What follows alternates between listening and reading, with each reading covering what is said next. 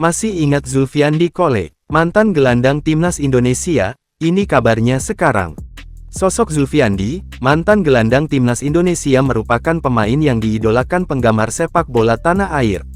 Sosoknya mulai menjadi sorotan usai menjuarai Piala AFF U-19 pada 2013 silam.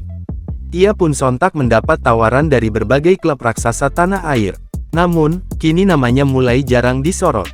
Lantas, bagaimana kabarnya sekarang? Diketahui, ex-pemain timnas Indonesia era Luis Milla itu kini memutuskan untuk berhenti sementara dari dunia sepak bola alias vakum setelah sebelumnya pernah menolak tawaran dari Persib Bandung, Bali United, Persiraja Banda Aceh. Paling menjadi dasar Zulfiandi putuskan tak memilih tim yang meminatinya dikarenakan ia ingin merawat sang ibunda yang kini masih dirundung sakit.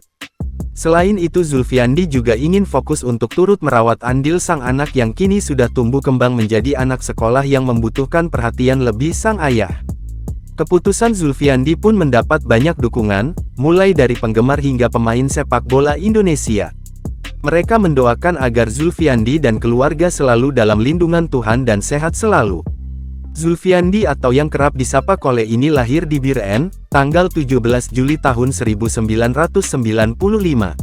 Anak dari pasangan Alfian dan Supini ini dibesarkan di PSSB Biren sebelum akhirnya bersinar di kancah sepak bola tanah air. Ia menikahi istrinya bernama Oka Patradina pada tanggal 25 Agustus tahun 2016 silam. Melalui pernikahan tersebut, ia telah dikaruniai 3 orang anak yakni Maryam, Abdurrahman dan Abdullah.